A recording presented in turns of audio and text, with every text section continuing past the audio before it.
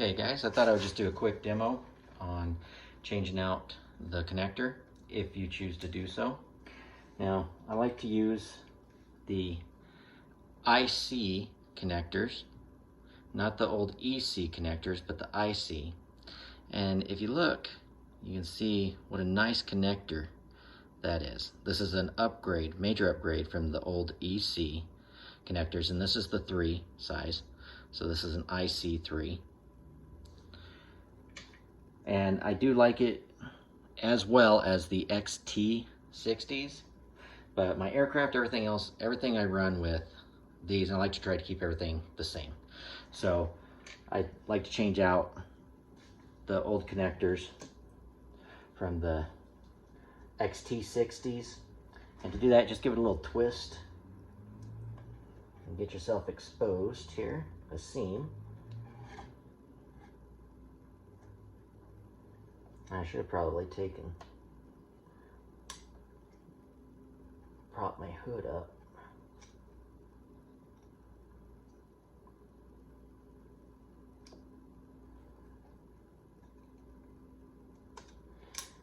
Get that broke loose there. Expose your wires. I mean, it's easy enough to tell what's to be what. Let's see if I can get that in there to prop that up for me. All right, so then we just got to desolder those connections.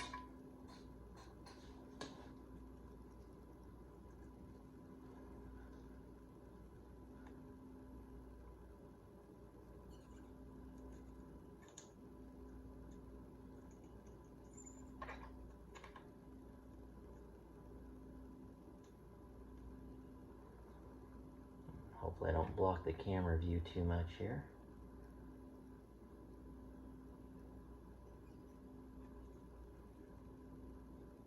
They did a good job on those. Got them nice and deep. But you'll notice they're very, very similar connections. That back end.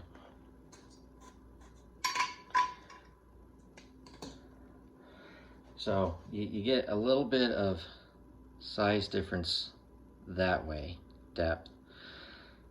Connections there are very similar, right? So you do have a little bit longer barrel, but you notice that the ICs are a little bit wider in their connection.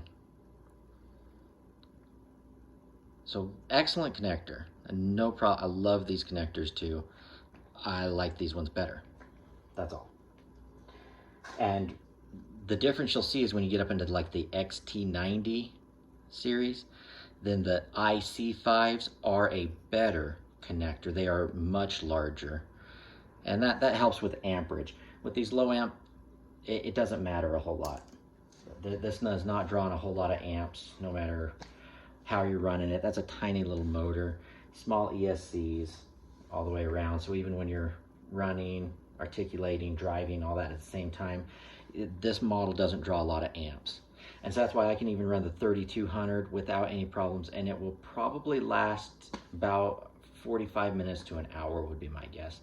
And I do put an alarm on these when I'm driving them. So we'll pull that off. Don't forget to put that on. I can't tell you how many times I've soldered these up and been like nuts. I forgot to put the cover on. All right, so then just make sure that you get your negatives and positives correct. It's got a little positive mark right there.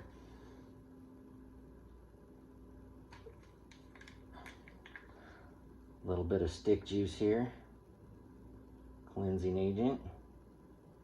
Put that on both of those. Since it gets hot, I'll go ahead and grab it with my needle nose. Put a little bit of solder on the soldering iron. Get me a little bit in there. Heat up that joint just a little bit.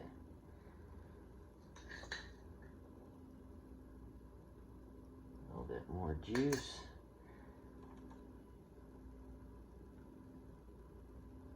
I'm going to snip those back just a little bit.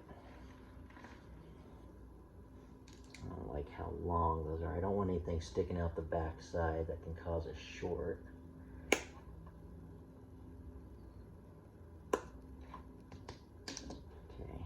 all right.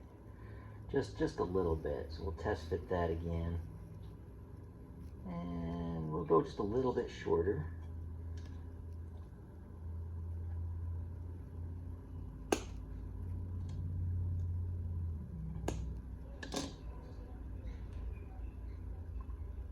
Very nice. So the insulation is just right at the back of that connector. All right, grab some fresh solder.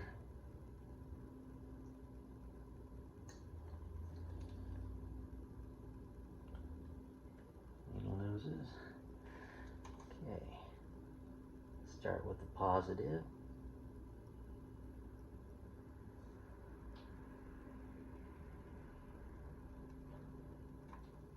Grab some more solder. Just want to fill that cavity up. It's got a good connection right there. There we go, nice. Hold it for just a second to cool.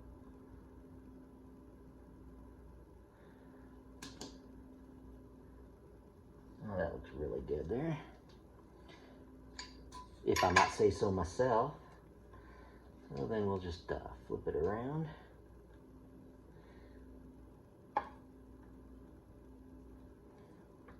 Stick our negative in there.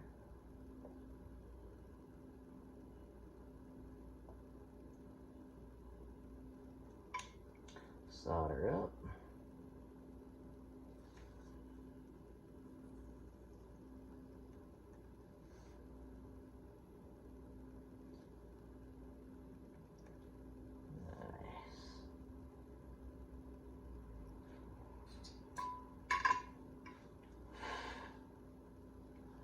Yeah, that looks good. Good joints. Alright, then we just light our cap up, snap it on, and my new connector is in place.